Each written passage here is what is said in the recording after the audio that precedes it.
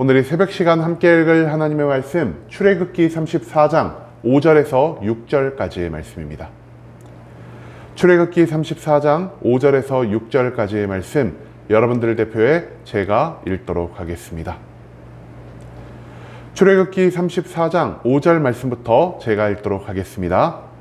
여호와께서 구름 가운데에 강림하사 그와 함께 거기 서서 여호와의 이름을 선포하실세.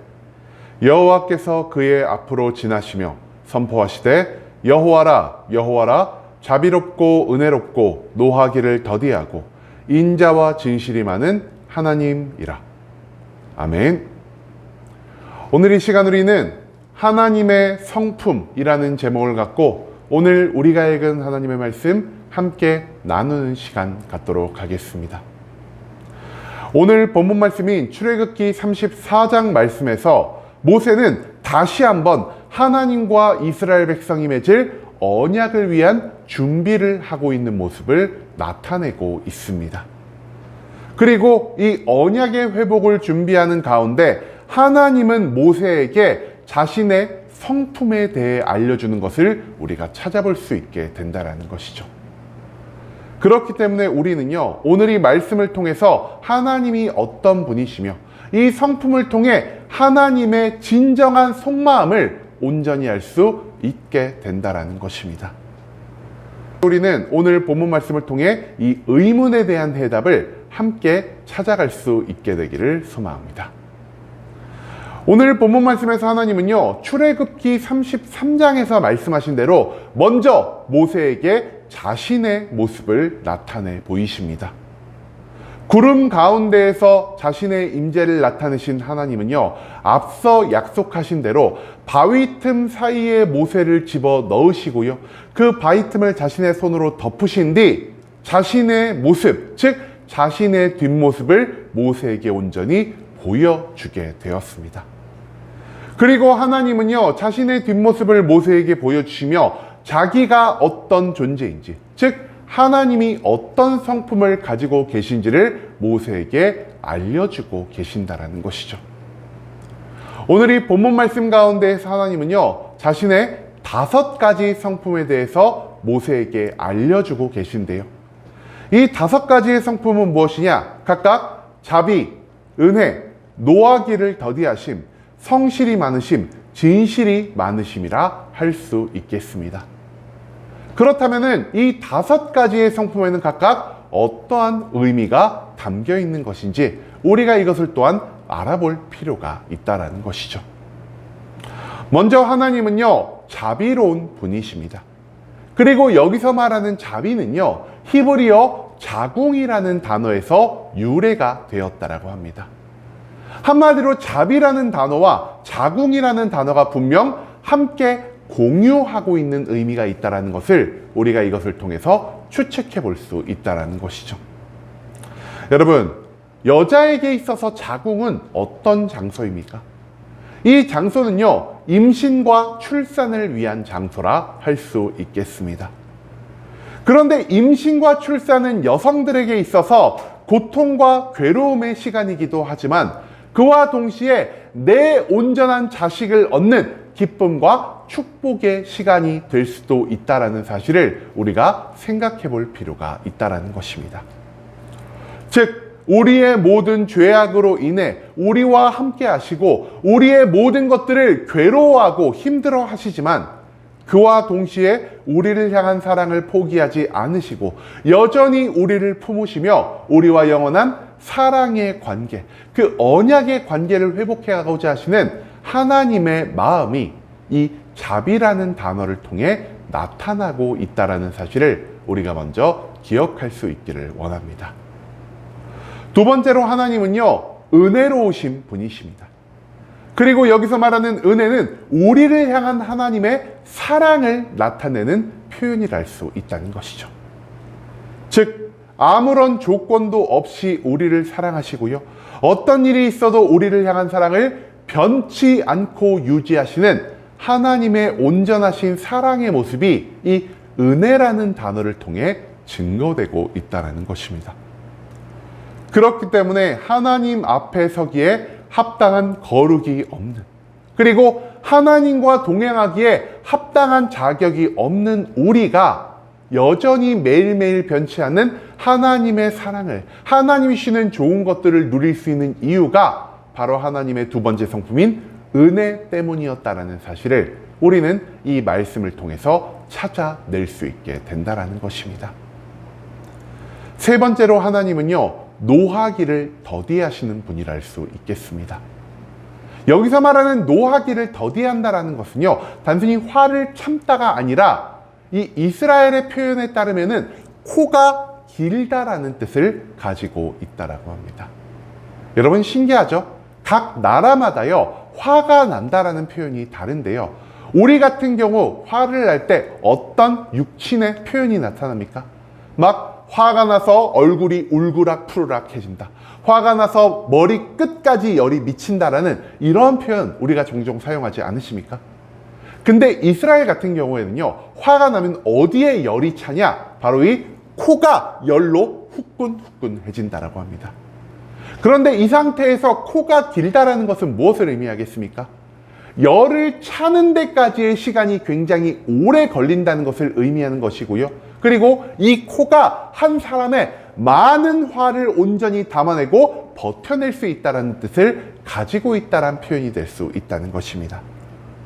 즉, 우리가 직접 스스로의 죄를 깨닫고 나 자신이 죄인임을 인정하며 하나님께 내 온 마음을 다해 회개하고 돌이키는 모습을 보일 때까지 우리에게 매일매일의 시간과 기회를 허락하시고 우리의 모든 죄를 오래 참으심으로 인내하는 하나님의 모습이 바로 이 노하기를 더디한다라는 표현 가운데 나타나고 있다라는 사실을 우리는 이 말씀 가운데에서 배울 수 있게 된다라는 것이죠.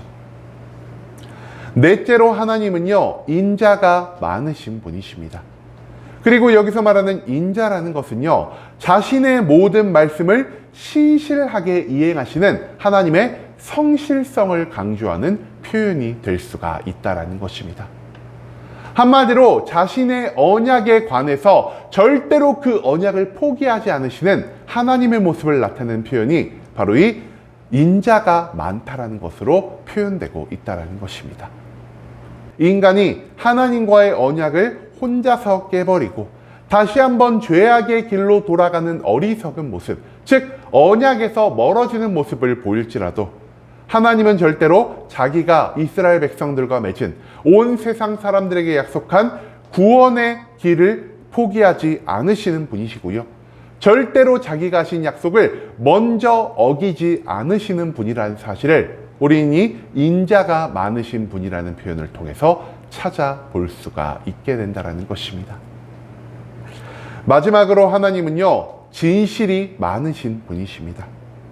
즉 세상에서 유일한 진리가 되신 분으로서 모든 걸 판단하고 모든 걸 결정하는 게 있어서 단 한 가지의 오류도 없는 분이 바로 하나님이라는 사실을 우리는 이 진실이 많은 분이라는 표현을 통해 발견할 수 있게 된다는 것이죠.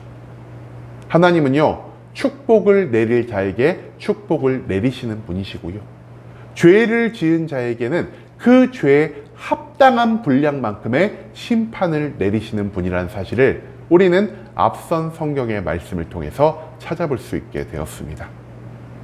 그렇기 때문에 온 세상에 넘치는 하나님의 주권을 대함에 있어서 우리는 그 어떤 불평이나 불만, 그리고 하나님을 원망하는 마음을 가질 수가 없고요. 하나님의 심판 속에서는 징계를 통한 돌이킴을 만들어내야 할 것이요.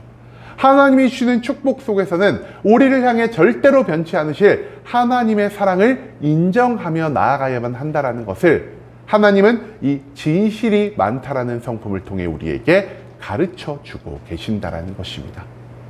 하나님의 일하심에는 단 1.1획의 틀림도 없다라는 사실, 그것을 우리가 이 성품을 통해서 기억해야만 한다라는 것이죠. 하나님은 왜 우상숭배라는 죄를 범한 이스라엘 백성에게 언약을 회복할 수 있는 이 좋은 기회를, 이 구원의 기회를 허락하여 주신 것일까요? 하나님은요, 이스라엘의 모든 죄악을 미워하시면서도 그들을 자기의 자녀처럼 생각하시면서 여전히 그들과 함께하고자 하시는 자비로움을 가지고 계신 분이었기 때문이라는 것입니다.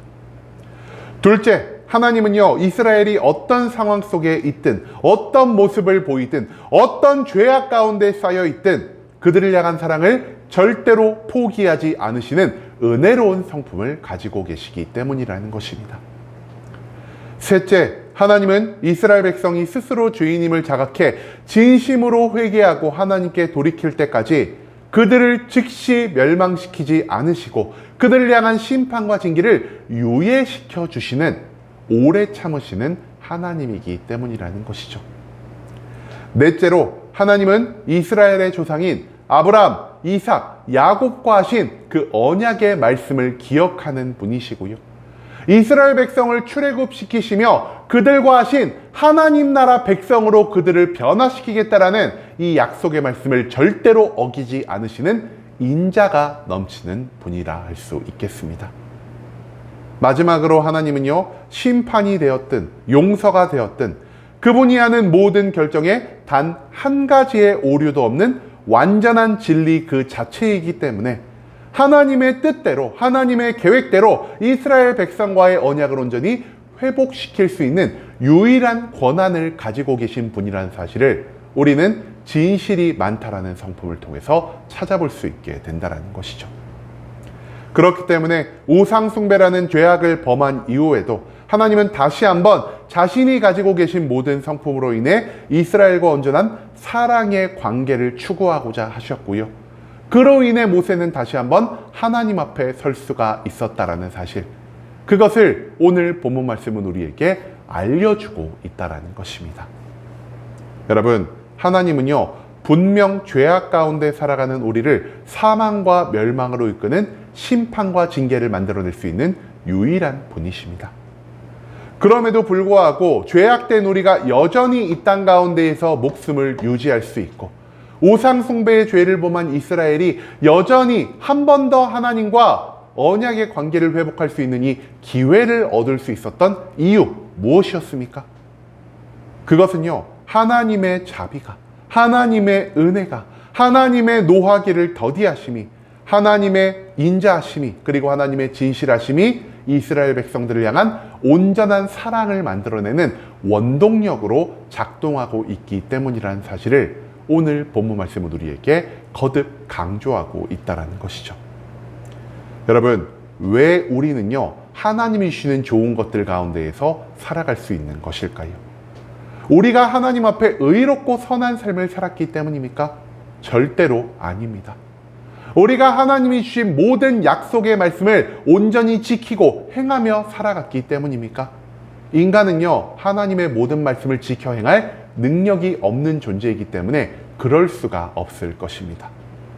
그렇다면은 하나님이 다른 신들보다 변덕스러운 분이시기 때문입니까? 그것도 아니라는 것이죠. 여러분, 우리가 하나님의 사랑을 입어서 영원한 구원 계획 안에서 살아갈 수 있는 이유는요, 단지 하나님의 자비와 은혜와 노하기를 더디하심과 성실하심과 진실하신 그 5가지 성품 때문이라는 사실을 기억해야만 할 것입니다. 즉, 우리가 하나님 안에서 구원을 얻을 수 있는 이유는 우리의 행위로 인함이 아닌 오직 하나님의 성품과 하나님의 사랑 때문이라는 사실을 우리는 이 본문 말씀 가운데에서 배울 수 있게 된다는 것이죠. 여러분, 이제는 하나님이 우리에게 보이신 5가지의 성품, 자비와 은혜와 노하기를 더디하심과 인자와 진실이 많으신 그 성품을 기억하며 나아갈 수 있기를 소망합니다. 어떤 일이 있어도 하나님은 우리를 향한 구원과 사랑을 멈추지 않으시기 때문에 우리는 하나님의 모든 성품 가운데에서 하나님 한 분만을 온전히 바라며 살아갈 수 있게 되었습니다. 하나님의 모든 성품을 기억하고 오직 하나님 한 분만을 바라보며 하나님을 믿는 온전한 믿음 가운데에서 그분이 예비하신 모든 축복과 모든 구원을 온전히 누리며 살아갈 수 있는 순복음 함께하는 교회 모든 성도님들이 될 수 있길 간절한 마음으로 소망하겠습니다.